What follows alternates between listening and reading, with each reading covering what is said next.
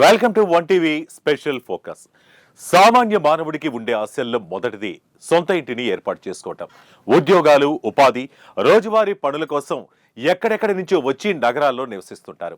ఎరుకు ఇళ్లలో చాలని జాగాలు ఉంటూ వచ్చిన జీతంతో సగం ఇంటి అద్దెకు చెల్లిస్తూ జీవితాన్ని వెల్లదీస్తుంటారు. నగరాల్లో ఎంత డబ్బు వచ్చినా అందులో సగం ఇంటి అద్దెలు చెల్లించలేకే సరిపోతుంది. మిగతా సగంలో ఏదో విధంగా సర్దుకుంటారు. ఏడాదికేడాది పెరుగుతున్న అద్దెలు, నిత్యావసర వస్తువుల ధరలు, ప్రయాణికులు చేయడానికి భారీగా పెరిగిన ఖర్చులు, కానీ ఆదాయం బెత్తిడే ఉంటుంది. జీతంలో పెరుగుదల కనిపించదు, జీవితంలో ఎదుగుదల ఉండదు. అద్దె 2 రోజులు లేట్ అయితే చాలు, ఓనర్ నుంచి ఫోన్లు. అద్దె కట్టలేనప్పుడు ఎందుకు తీసుకున్నారని సూటిపోటి మాటలు, ఖాళీ చేయాల్సిందేనని వార్నింగులు. ఇంటి చుట్టూ ఉండే సమస్యలు తీర్చుకోవడంతోనే జీవితం గడిచిపోతుంది. ఇక ఎదుగుదల ఎక్కడి నుంచి వస్తుంది, ఎలా వస్తుంది? దాని గురించి ఆలోచించడం చాలా కూడా దండగే. ఎక్కడైతే అద్దెలు తక్కువగా ఉంటాయో అక్కడికి మూటాముల్లె సర్దుకొని ఏమున్నదక్కో అంటూ ఈ నగరంలో పెరుగుతున్న అద్దెలు తట్టుకోలేక వెళ్ళిపోతున్నాం. అక్కో అని పాట పాడుకుంటూ నగరానికి దూరంగా వెళ్ళిపోతున్నాం. 2-3 వేలు తక్కువైతే చాలు అనుకుంటున్నారు. ఇంతలా కష్టపడుతున్న మనిషి చివరికి ఏం సాధిస్తున్నాడంటే నో, సంసారాన్ని ఈదటంలోనే సరిపోతుంది, ఇంకేం సాధిస్తామని అంటారు. విదేశాల్లో కూడా సొంతిల్లు లేని వారి పరిస్థితులు ఇంచుమించుగా ఇలానే ఉంటాయి. ఆ ఒక్క గ్రామంలో తప్ప. అక్కడ అద్దెకు ఉండేవారు అసలు అద్దె గురించి ఆలోచించాల్సిన పని లేదు. ఏడాది మొత్తానికి కలిపి ఒకేసారి అద్దె కట్టేస్తారు. ఏంటి, ఏడాది అద్దె ముందుగానే ఇవ్వరా?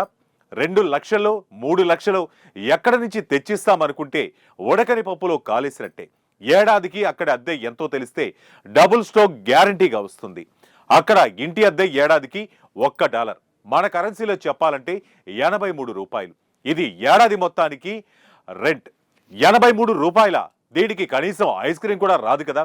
ఇంత తక్కువ రెంట్ వసూలు చేస్తున్నారు అంటే ఆ బిల్లు అడవిలో ఉంటాయా అనుకుంటే అది కూడా పొరపాటే. జర్మనీలోని బవేరియన్ నగరమైన ఆగ్విబర్గ్లో ఈ గ్రామం ఉంది. చెప్పుకోవటానికి గ్రామమే, కానీ అక్కడ అధునాతన వస్తువులన్నీ ఉంటాయి. పాఠశాల, ఆసుపత్రి, రెస్టారెంట్, గార్డెన్, మత దేవాలయాలు, ఇలా అన్నీ ఉంటాయి. అన్ని సౌకర్యాలు ఉన్నా రెంట్ మాత్రం $1 చెల్లిస్తే సరిపోతుంది. అయితే ఇల్లు అందరికీ రెంట్కి ఇవ్వరు. దీనికి కొన్ని షరతులు ఉంటాయి. దానికి లోబడే ఇళ్లకు అద్దె ఇస్తారు. ఇంత తక్కువ రెంట్ వసూలు చేయడానికి అనేక కారణాలున్నాయి. $1 రెంట్ను ఎప్పటి నుంచి వసూలు చేస్తున్నారో తెలుసా? 500 ఏళ్ల నుంచి ఇదే అద్దె. 1521లో పుగ్గేరిలో ఓ పెద్దాయన ఇల్లుని నిర్మించాడు. దానికి అద్దెగా $1 వసూలు చేయాలని నిర్ణయించారు. అప్పటి నుంచి ఏడాదికి $1 అద్దెను మాత్రమే వసూలు చేస్తున్నారు. అదేదో బాగుంది కదా. మరి $1 వసూలు చేస్తున్న ఆ అద్దె ఇల్లు గురించి పూర్తిగా తెలుసుకుందామా? Let's go.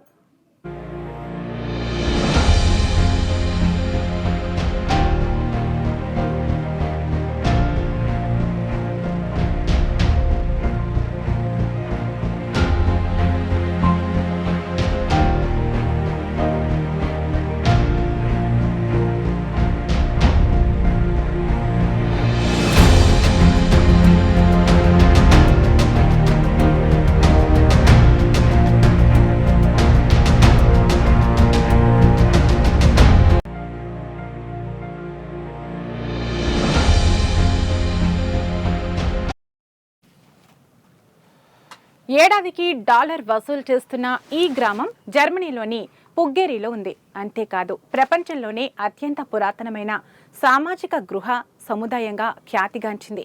జర్మనీలోని ఆక్స్బర్గ్కు చెందిన ఓ సంపన్న వ్యాపారవేత్త జాకోబ్ పుగ్గర్ 1516లో ఒక మానవతా ఆలోచనతో నగరంలోని పేద క్యాథలిక్ కార్మికుల కోసం రుణరహిత సమాజాన్ని ఏర్పాటు చేయడం కోసం ఇళ్లను నిర్మించాలని సంకల్పించాడు.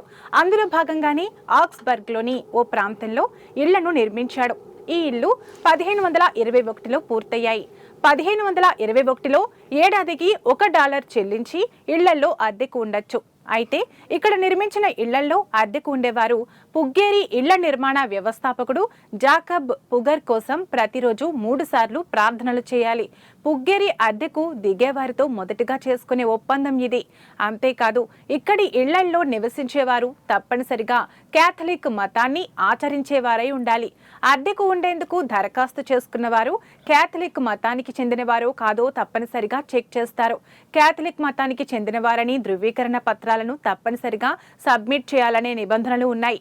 ఈ పత్రాలను తనిఖీ చేయడానికి అధికారులు ఉన్నా ప్రతిరోజు ప్రార్థనలు చేస్తున్నారా లేదా అన్నది చెక్ చేసేందుకు సరైన యంత్రాంగం లేదని హౌసింగ్ కాంప్లెక్స్ సామాజిక కార్యకర్త చెబుతున్నారు. అంతేకాదు పుగ్గేరిలో నివాసం ఉండాలనుకునేవారు ఆక్స్బర్గ్లో అధికారికంగా నమోదు చేసుకున్న స్థానికులై ఉండాలి. అంతేకాదు పుగ్గేరి చుట్టూ రాత్రి సమయంలో కాపలాదారులుగా తోట పని చేసేందుకు కూడా వెనుకాడకూడదు. సహాయం చేసేందుకు ఎల్లప్పుడూ సిద్ధంగా ఉండాలని నియమాలున్నాయి. విధిగా రాత్రి 10 గంటలకు పుగ్గేరి గేట్లను మూసేస్తారు. 10 గంటల తర్వాత ఎవరిని పుగ్గేరులోకి అడుగు పెట్టనివ్వరు. ఒకవేళ రాత్రి 10 గంటల తర్వాత నివాసితులు లోపలికి రావాలి అంటే వాచ్మెన్ కు తప్పనిసరిగా టోకెన్ అమౌంట్ కింద 50 సెంట్లు ఇవ్వాలన్నది అక్కడి షరతులు. పుగ్గేరిలోని నివాస సముదాయాల్లో అన్నీ ఒకే విధంగా ఉంటాయి. దీంతో అందులో అద్దెకు ఉండేవారు ఏ అపార్ట్మెంట్ తమదో అర్థం కాక ఇబ్బందులు పడేవారని స్థానికులు కథలుగా చెప్పుకునేవారు. ఎందుకంటే ప్రతి ఇంటి తలుపు ఒకే విధంగా ఉంటుంది. ఎవరి ఇంట్లో ఎవరు ఉంటున్నారో తెలుసుకునేందుకు ఇనుప కమ్మీతో ప్రత్యేక డోర్ బెల్ ను ఏర్పాటు చేశారు. ఒక ఇంటి ఇనుప కమ్మీ డోర్ మరొక ఇంటి ఇనుప కమ్మీ డోర్ బెల్ కు సంబంధం లేకుండా వేరు ఆకృతుల్లో ఉంటాయి. ఈ విధంగా ఎవరి ఇల్లు ఎవరిదో ఈజీగా గుర్తించేవారు.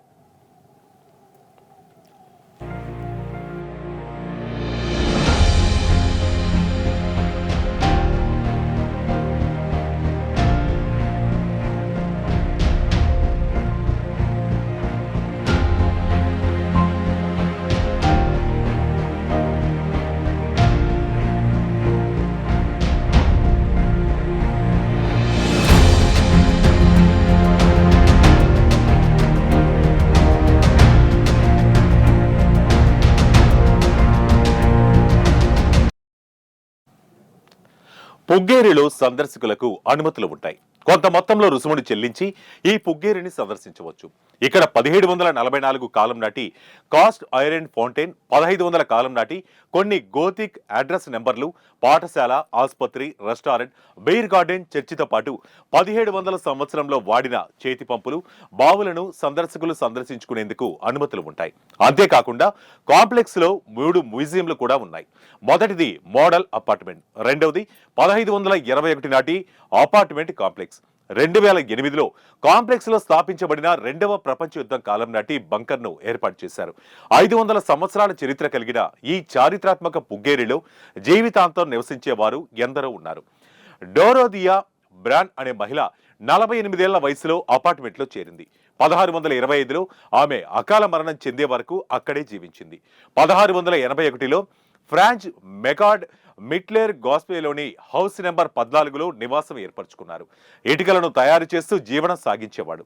అలా అక్కడే ఉంటూ తన జీవనాన్ని కొనసాగించిన ఫ్రాంచ్ 1694లో మరణించేంత వరకు హౌస్ నెంబర్ 14లోనే ఉన్నాడు.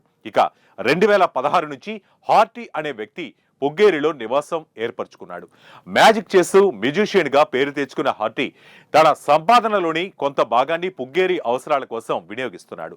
ఈ పుగ్గేరిలో మొత్తం 140 అపార్ట్మెంట్లు ఉన్నాయి. ఇందులో 150 మంది వ్యక్తులు నివసిస్తున్నారు. ఈ సముదాయంలో 67 భవనాలు ఉన్నాయి. 500 నుంచి 700 చదరపు అడుగుల అపార్ట్మెంట్లు 147 ఉన్నట్టుగా అక్కడి ప్రజలు చెబుతున్నారు. ప్రతి ఏడాది 30 నుంచి 40 దరఖాస్తులు వస్తున్నాయని, ప్రస్తుతం 80 పేర్లు వెయిటింగ్ లిస్ట్ లో ఉన్నట్టుగా అక్కడి వాలంటీర్లు చెబుతున్నారు. ప్రకాశవంతమైన దయతో కూడిన ప్రపంచాన్ని కోరుకునే వారి కోసం పుగ్గేరి నుంచి మంచి అనుభూతిని ఇస్తుందని చెప్పొచ్చు. శతాబ్దాల చరిత్ర కలిగిన మ్యూజియంలో అనేక కళాఖండాలు, పత్రాలు ఎన్నో ఉన్నాయి. పుగ్గేరిలో చూడదగ్గ ప్రదేశాల్లో సెయింట్ మార్క్స్ చర్చ్ కూడా ఒకటి. ఈ చర్చి పుగ్గర్ కుటుంబ నిబద్ధతకు సజీవ సాక్ష్యంగా ఉంది. మధ్యయుగ శైలి కోటలు, పూలతో నిండిన ఉద్యానవనాలు ఎన్నో ఉన్నాయి. 500 సంవత్సరాల నాటి వీధులు ప్రతి ఒక్కరిని ఆకట్టుకుంటున్నాయి.